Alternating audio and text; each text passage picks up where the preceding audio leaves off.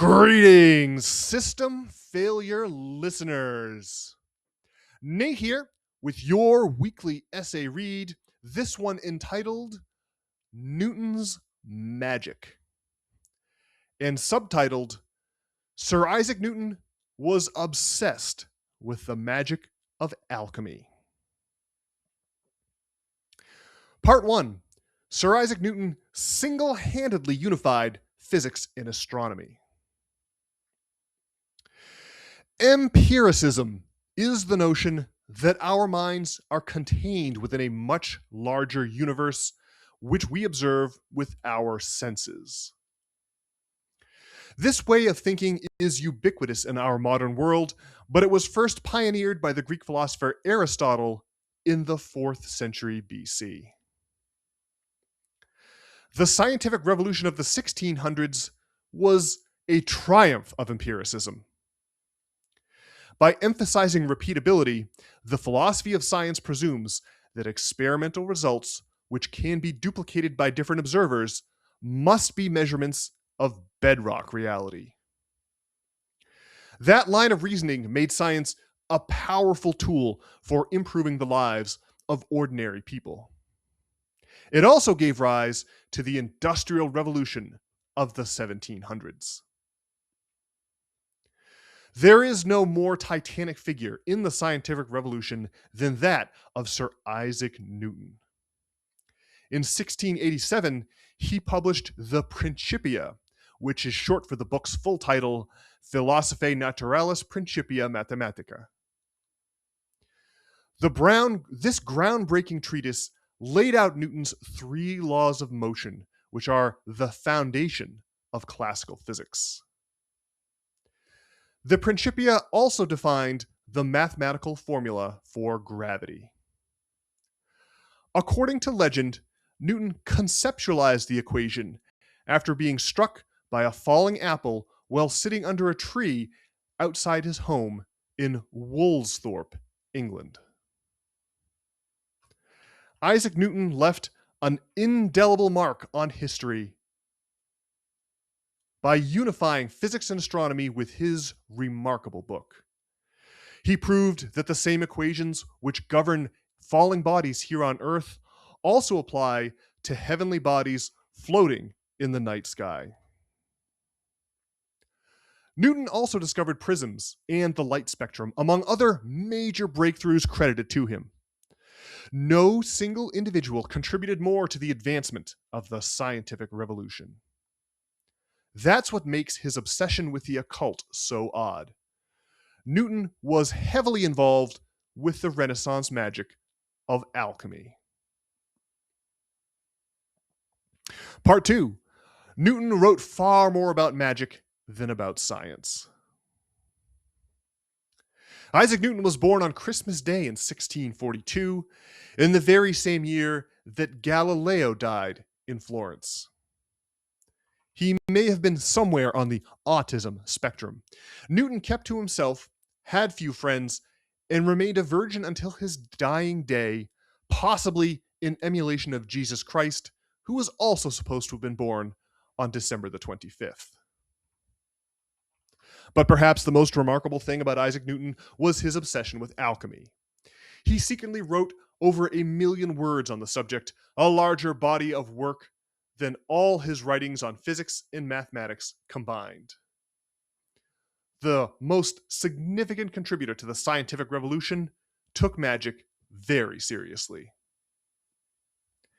Alchemy became widely popular during the Renaissance, which, at its core, was a revival of Platonism. Like Newton, the Medici of Florence had also been obsessed with alchemy.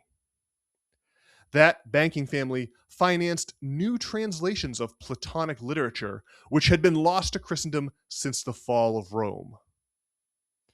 The writings of the Hermeticists dated back to Rome's twilight, and Renaissance alchemy was based on that Platonic school of thought. Plato was Aristotle's mentor, and he insisted that ideas exist independently of the thinker in a place he called the realm of ideals. Plato claimed that the observable universe is not bedrock reality at all. Instead, he argued that our minds create the reality we experience just as we create the dreamscapes we experience while asleep. The basis of Renaissance magic was the notion that because the observable universe is a projection of the mind, it must also admit of manipulation by the mind. The experiments of Renaissance alchemists were supposed to reveal the nature of the observer as much as they were designed to reveal the nature of the observable universe. Today, magic is considered the domain of children, but Sir Isaac Newton's eyebrow-raising biography illustrates how the ancient dichotomy between Platonism and Aristotle's empiricism was an integral part of the scientific revolution. Part 3. Isaac Newton accidentally created the gold standard. As the Renaissance wore on and gave way to the Enlightenment, alchemists developed a reputation for charlatanry and hucksterism. Many a financial scam was perpetrated by alchemists who claimed to have discovered the secret of transmuting base metals into gold. As an alchemist, Isaac Newton was no charlatan or huckster, but he did play a pivotal role in the adoption of the gold standard. On Christmas Day in 1699, Newton became the master of the Royal Mint. The job was supposed to be cushy and ceremonial, but he took it deadly seriously. It was Newton who popularized reeding or ribbing the edges of coins to prevent people from shaving off bits of precious metal before spending them at face value. In those days, both silver and gold were used as currency. But silver began disappearing from circulation during the Age of Exploration. Because China mandated the use of physical silver as money, European merchant fleets carried the precious metal all the way to the Orient and there exchanged it for commodities like tea and silk. Isaac Newton proposed setting a favorable exchange rate with gold to encourage the repatriation of silver. But his plan backfired. By setting the relative value of gold too high, Newton accidentally incentivized enterprising individuals to bring cheap foreign gold to London to buy undervalued British silver, which they exported abroad for a quick profit.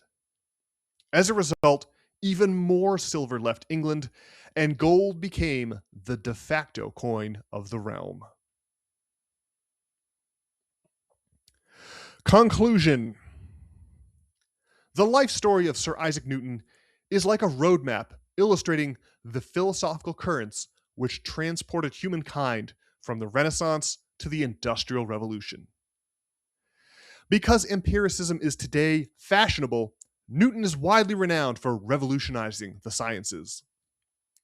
His closeted work as an alchemist is broadly overlooked, even though it was far more voluminous than his work on science. Furthermore, Isaac Newton invented calculus, which is the mathematic of rates and of rates of rates. This type of calculation is critical to modern finance, where rates of return on investment are paramount. Coupled with his groundbreaking work on currency as master of the Royal Mint, Isaac Newton was also a titan in the history of money and establishment of the gold standard. The significance of gold to alchemy leaves the thoughtful historian to ponder whether Newton's lifelong obsession with alchemy was really as misguided as our modern scientific paradigm suggests. Alrighty, folks. Well, that's it for this week's audio essay. I hope you enjoyed it. If you did, consider paying us a little visit over at systemfailure.org. There, you can enter in your email address and sign up to receive the text versions of these weekly essays delivered every single Sunday morning right there in your email inbox. The text versions of these essays, of course, include pictures and flavor text to help flesh out the story. Furthermore, if you'd like to get in touch with either Brian or myself, you can accomplish that feat over on the About page at systemfailure.org. And with that, I will be back on Monday with Brian, of course. for another regularly scheduled edition of our good old System Failure podcast. Can't wait to talk to you all then. In the meantime, I hope you're having a great week.